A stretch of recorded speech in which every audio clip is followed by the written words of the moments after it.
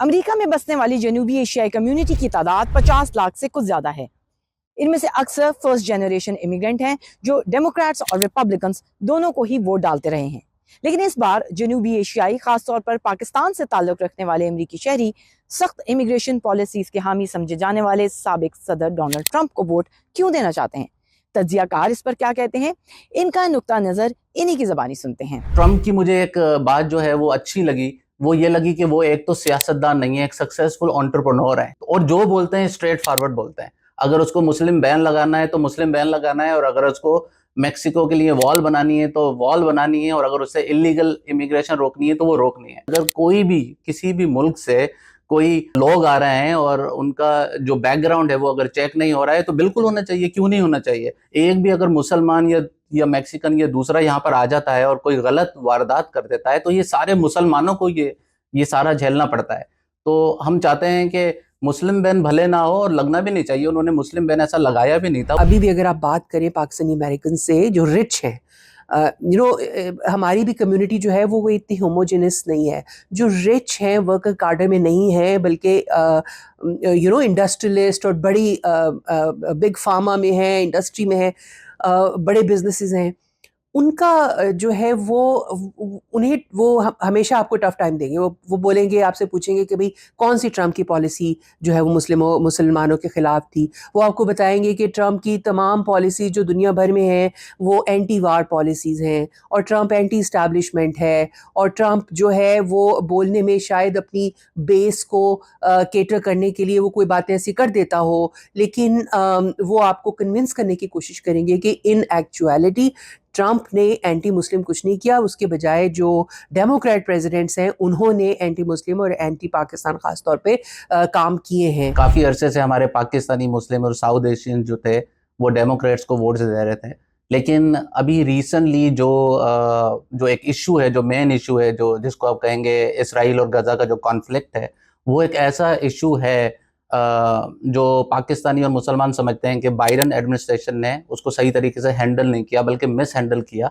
और वो ये समझते हैं कि इसकी जो जिम्मेदारी है, जो इतनी सारी इनोसेंट्स किलिंग हुई है, उसकी जिम्मेदारी वो बाइडन इंतजामिया पे डालते हैं। तो वो उनसे बहुत ज़्यादा नाराज़ हैं, और ये जो है एक मेन रीज़न है जो पाकिस्तानी जो हैं वो इस वक्त रिपब्लिकन की तरफ जो हैं अपने वोट को लेके जा रहे हैं। ट्रम्प ही तो था ना जिसने जेरूसलम में अमेरिकन एम्बेसी को किया था, और ये सिर्फ अमेरिकन एम्बेसी का बनाना एक आइसोलेटेड एक्ट नहीं, इसलिए एक बड़ी पॉलिटिकल इम्प्लीकेशंस थी इसकी। इसका मतलब था कि आपने जेरूसलम को उनका दारुल हुकूमत मान लिया। पाकिस्तानी अमेरिकन बड़े रिच हैं यहाँ पे, उन्होंने तो मुझे यहाँ तक कह दिया कि हमें ट्रम्प को सपोर्ट करना पड़ेगा, क्योंकि अगर ओबामा के बाद एक और टर्म के लिए डेमोक्रेट्स आ जाते हैं तो यहाँ पर तो कोई गे जो है वो प्रेसिडेंट बन जाएगा। रिपब्लिकन जो हैं उनकी जो सोच है, उनकी जो मॉरल वैल्यूज है, उनकी जो कल्चरल वैल्यूज है, उनकी जो रिलीजियस वैल्यूज है, वो पाकिस्तानी और मुसलमानों के साथ बहुत ज़्यादा मिलती जुलती हैं। जिस तरीके से डेमोक्रेट जो हैं वोट लेने के लिए गे, लेस्बियन और ट्रांसजेंडर्स का जो सिलेबस है, वो जो स्कूलों में जिस तरीके से मुतारिफ करा रहे हैं, उस पर हमें शदीद एतराज़ है। मतलब मैं नहीं चाहता कि मेरी बेटी या हमारी माँ बहनें जो हैं, जो स्कूलों में जाती हैं, जो बच्चे स्कूलों में जाते हैं, वो एक ही बाथरूम यूज़ करें, सेम बाथरूम यूज़ करें ट्रांसजेंडर के साथ। मैं नहीं चाहता कि हमारे जो बच्चे हैं, मेरी जो बच्चियां हैं, वो ट्रांसजेंडर के साथ कॉम्पिटिशन्स करें और कोई कॉम्पिटिशन्स भी ना जीत सके। ट्रम्प साहब को सारी चीज़ें पता होती थी, वो एक ट्वीट करते थे और स्टॉक एक्सचेंज जो है आसमान पे पहुंच जाती थी। वर्सेस बाइडन साहब को इसके बारे में कोई भी, या उसकी इंतजामिया को कोई इन्फॉर्मेशन नहीं थी। और जब मैं बाइडन साहब की बात करता हूं तो कमला हैरिस उनकी कैबिनेट का हिस्सा है, तो उनको भी मैं जिम्मेदार कराता हूं कि उनको कुछ भी इस बिजनेस एंटरप्रेन्योरशिप के बारे में इतनी ज़्यादा इन्फॉर्मेशन नहीं है, और वो लोगों का एतमाद भी बहाल नहीं कर सक रही हैं। अभी आप देखें ना, हमारे पास इतनी महंगाई है कि या तो हम अपने प्रॉफिट को देखें, या फिर हम किसी को हायर करके उसको $20 या $22 दें। तो बहुत ज़्यादा डिफ़िकल्टीज़ हैं, और मुझे लगता है कि जब ट्रम्प आएंगे और वो जो उनको तजुर्बा है, वो जब अपने तजुर्बे को यूज़ करेंगे, तो मुझे लगता है जिस तरीके से टैक्स में छूट दी जाएगी या आपको एम्पावर किया जाएगा, तो अमेरिका जो है इंशाल्लाह ज़रूर उसकी इकोनॉमी जो है बहुत बेहतर हो जाएगी। अपनी स्टेटमेंट्स जो अब तक कैंपेन में उन्होंने की हैं उसके मुताबिक ट्रम्प जो हैं वो एक लार्जली एक एंटी पुअर उनकी सोच है, वो एंटी मार्जिनलाइज्ड उनकी सोच है। उनकी सोच जो है वो तो साफ तौर पे कहते हैं कि सोशल सिक्योरिटी को ख़त्म कर देंगे। सोशल सिक्योरिटी जो है ये वो एक इम्पॉर्टेंट एस्पेक्ट है अमेरिकन गवर्नेंस का, जिसकी वजह से जो पुअरेस्ट ऑफ द पुअर हैं उनको जीने के, सांस लेने की स्पेस मुहैया है।